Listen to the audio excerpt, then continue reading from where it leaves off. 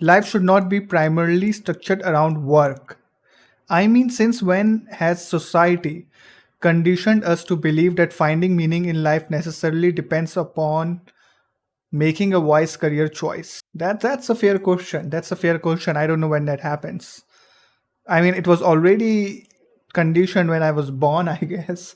So I was just born into this. Even starting a family seems to be co opted by capitalism to perpetuate the workforce. That's true. People think they are going to become materially wealthy, whereas, excuse me, let me read this. People think they are going to become materially wealthy, whereas what they need above all is to be emotionally wealthy. Well, okay, we will see about that. My personal take is that what should be the main purpose of living is to deeply connect both with yourself and others around you. What do you think? I I I think that's fair, but no one wants to connect with you if you don't have a money. That's the reality of today. But let's read what the people are saying in the comments. And which is wrong, by the way, what I just said before this. Of course, it is wrong. And of course, this take is a noble take. But yeah, unfortunately, conditioning is so deep that everything is about money. Therefore, everything is about capitalism. Let's say 100% agree. Okay. I think that's fair, short and sweet, 100% agree. Of course, like no one is going to disagree with this. And I think the title suggests life should not be primarily structured around work, but the description has much more depth in it, you know. So we are talking about connecting with people, we are talking about emotional wealth, and the title is about work. So, like, you know, description is saying more about the question, where this question is coming from. However, I would like to say that 100% agree. Of course, I agree with life should not be structured around work. My personal take is that what should be the main purpose is deeply connect. Both, I would certainly argue that not all people around you are worth connecting with. So, yes, firstly, you should try to deeply connect with yourself. You should know who you are. You should know, and you should have some originality. You should have figured out things based on your life and experiences. You should, try to be original. And by original, I don't mean just do what others are. I mean, by original, I don't mean that you do the opposite of what other people are doing always. I mean, there is a good reason why people do certain things in certain ways. So you don't have to tell them outright that they are wrong, but then you also have to go and figure out who you are and what do you stand for. So you definitely have to connect with yourself. I am not so certain about connecting with all the other people around you, maybe some people around you that you would like to connect with. And this point, people think they are going to become materially wealthy, whereas what they need above all is to be emotionally wealthy. I want to say that it's like if you cannot be, I mean, you need some amount of money so that your basic needs are getting taken care of. Without that, I don't think so you will ever be emotionally stable. And money actually plays a very important role in our lives. And I think at this point, it is probably more important than it should be.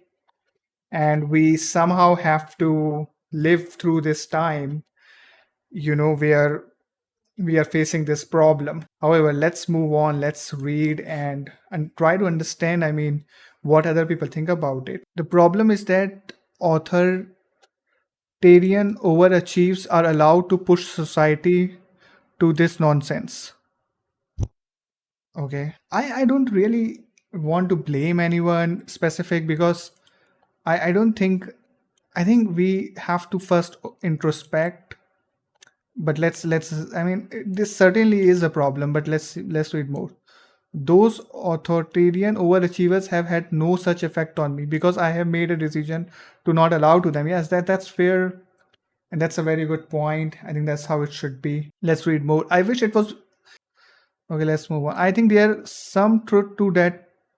The people who define success usually end up shaping what everyone else says, but at the end of the day, we still get to decide whether we buy into it or not. That's true. I mean, we still get to decide. Let's focus in this sentence. We still get to decide whether we buy into it or not. I don't agree with this. Most of the time when we are growing up, our opinions are almost made about everything by our parents and by people around us, and it is very difficult to get out of it. So we have to keep that in mind whenever we are trying to think about issues, because we want to think rationally about the things. And so, but you are looking for the information always that confirms your beliefs. So you have to just be careful about confirmation bias. And if you are able to get over it, then yes, you can decide and maybe change your views. But more or less, I think society is very successful in able to, give their views to you. So that's the one thing. It's special. Okay, let's read another comment. And who enables those authoritarians to have control over the rest of the society? Okay. I don't know what does this word mean. Authoritarian overachievers. Let's ask Rock, because this is a very confusing word, right? Very confusing word. Let me ask Rock about. Okay, I mistyped the spelling of mean, but I think this tool is fine enough to figure this out. Okay, Grok has authoritarian overachiever is descriptive phase, not a super formal psychological term that combines two ideas. Overachievers, okay, we know what overachiever. Authoritarian refers to a controlling, rigid, hierarchical mindset. Authoritarian people value strict obedience, rules, order, and authority that often demand high standards. Put together, authoritarian overachiever describes highly successful, driven people who enforce strict standards, control, and narrow definition of. Okay, so basically we can say that they have a narrow definition of. I think that would be fair to say in this context. We are all responsible for coming to our own conclusions about life. I agree with this person. At some level, I think we have to blame ourselves. Just as we choose to comport ourselves in a certain way, we also choose to believe things that we are not told or that we learn. If anyone has conditioned you to think about things in this way, it was certainly your parents. Do you recall your mother and father having conversation with you when you were small about how important it is to have a good job so that you can have a security in your life? Do you recall, okay, as far as the decision whether to start a family has been co-opted by capitalism, there is a certain reality to life when one life is an organized society, needs money to purchase things like a house, pay taxes and so on. Totally agree with this person. Intelligent, rational people usually do the math in advance and decide whether they have the resources necessary to raise a child. That's not most of the world is. That's just a common sense. I mean, I don't agree. I mean, no one is doing this, I think, properly. Only few people are doing it properly. As you probably know, there are millions of people in this country who have children who are not remotely prepared to do so, financially, emotionally, psychologically, and in other ways. I think, yeah, maybe they are not emotionally mature, but there is a age, there is a certain limit to when you can have a children. So I think that is racing with you. So you have to, like, at some point, you have to just make a decision. Capitalism has not stopped them from having children. I think in a way, capitalism is stopping for a smart person here, like intelligent, rational people who do the math in advance, So they did the math, and the math didn't work out because of capitalism, right? Because everything has become so costly. So this math is not working out. So they decide not to have a children. So therefore, capitalism has definitely indeed stopped few people from having children. It is just, I mean, it has stopped actually. So I think it is definitely stopping in some way, especially if you are intelligent and rational person, because you will think about a lot of things, right? Having once been married for many years and having raised my own two kids into adulthood, 20s and 30s, I have concluded that the purpose of life is to be instrument of peace, to love and support those in your life to whom you are closest, and to be of service to others to the extent one can. I think this is what the OP was saying. Will you reach a certain age, you discover that you cannot spread yourself too thin? No, it doesn't make sense to do so. Okay, cool. You are not born with a reason to live. That's something you find in your life. Okay, that's very epic. Let's highlight this. You are not born with a reason to live. That's something you find in your life. That's true. Though I'm sure people who base their self value on money do it because it's easier. God forbid they had to think about it, their brains might pop. Okay. There are more important things in life than work or having a lot of stuff. Says someone who is wealthy. Okay. First work life balance, I stepped down from a real high level management position and went back to doing what I really loved doing. Family. If you work 60 to 80 hour, hell, some weeks even 100 a week, family becomes secondary and you will regret this later in the life. Health. I became chronically ill, okay. And I'm not saying money is not needed in the society, but there are more important things in life. Being definitely not solely depend on having a lot of money. Being happy is definitely not solely dependent on having a lot of money. Okay, let me check the. Being happy is definitely not solely dependent of having a lot of money. People with less money are most of the times even more happy if they have a meaningful life, a good family life, and a good health. And poverty is something we as a society must solve, especially children that didn't have an option and didn't cause them. Since when has society conditioned us to believe that finding meaning in life necessarily depend on me? Okay, he's quoting that and he says since capitalism. I don't agree with this. Capitalism have has always been here. You sell things to buy things. You exchange goods from a very early age of human civilization. You give something, you take something.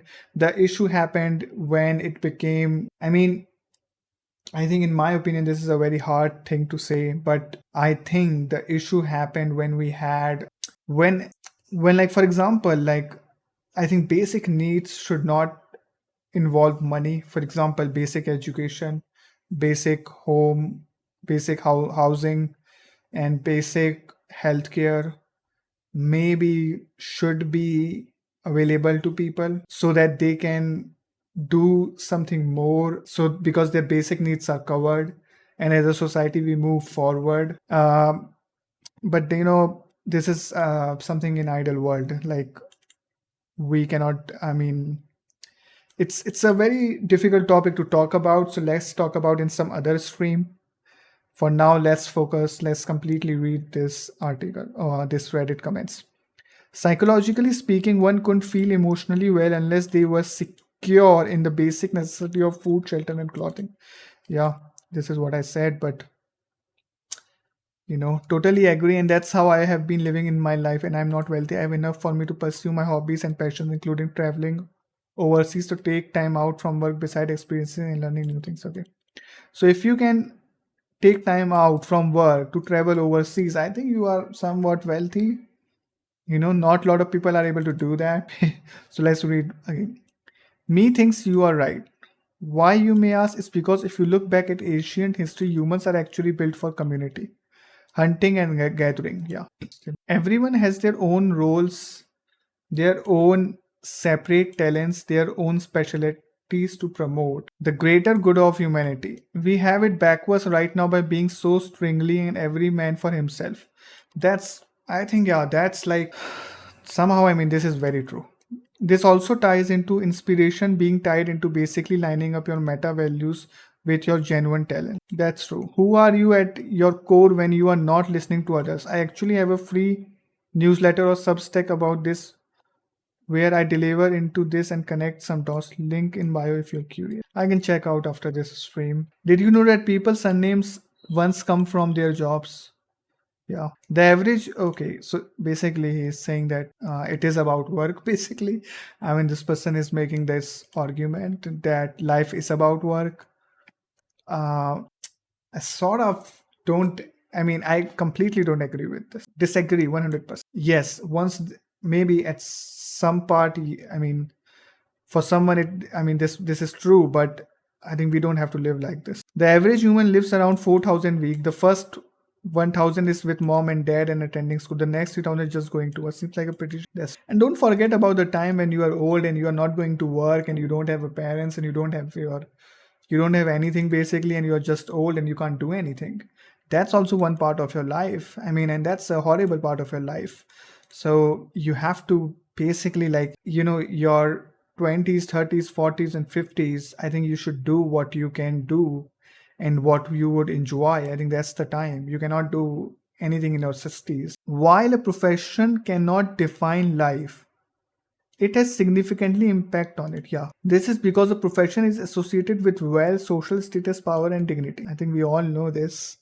Nothing new about this at all. I agree to a point. Work is important because we all need to pay the bills, but it should not be the thing that defines our whole life. The moments I remember most are usually time with people I care about, not the hours I spent working. I think I don't even remember the hours I spent working, like on weekends. Like I cannot recall what I worked on. I mean, I remember like some glances of it where I did something challenging and I solved some problem. Maybe I remember that part of it, but I don't remember work as like, I don't think of it as a found memory and that I should, no, wait a minute. So I don't think of the work as a found memory that I enjoy and I cherish. It was just a, like a, part of my job. And job is part of my life, but it is sort of, like empty. I mean, you remember some parts of your job when you did something challenging, when you solved some problem, you will remember those parts, and those parts will have a good impact on you. Those parts will make you who you are when you are solving some challenging thing.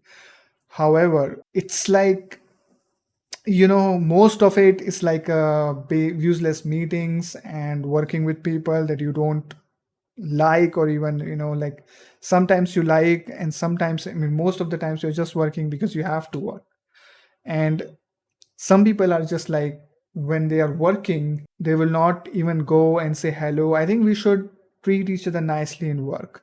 I think that way you can have a work environment which is at least not toxic for you, which is at least brings some sanity in you, and you are not upset when you're going to work. I mean, one office I worked in, everybody was sad that they are working here. And I think that is not a good state to be in. During large amount of your time, work is basically your every waking hour, maybe minus 4 hours out of that, because work is like 8 to 9 hours, right? In a formal job. Okay, let's read more. Let's go. The purpose may be connection, but the method of staying alive to work, whether for your own sustenance or for money to pay others to be the work you would otherwise have to be alone. Okay, I don't know which language is this. I agree 100%. However, I think more or less like everybody is agreeing. Let's read his comment. Okay, so I think we are done. We have read all the comments, and I'm more or less, everyone agrees with this. And I think it is not even a point of discussion. It should not be all about work, especially the work we do in 2026. It's, I can argue that it is mostly not that meaningful. But if you are, for example, a writer, by all means, if you are an artist, even if you are life should not be about only work. But if you do your work properly, you might get some meaning out of your work. So don't hate your work. That's what I would say.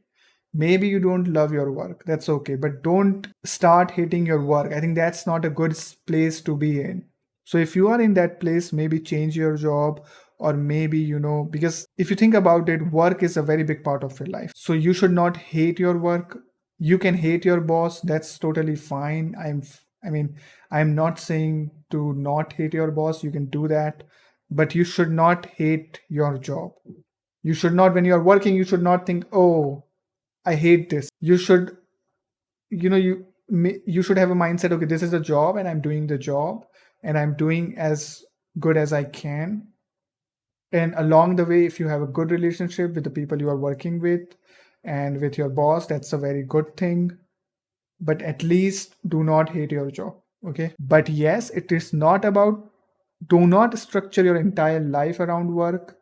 You're working, you are having some money, you spend time with your children, spend time with your family, and spend time with whoever you love. So I think that's a good thing.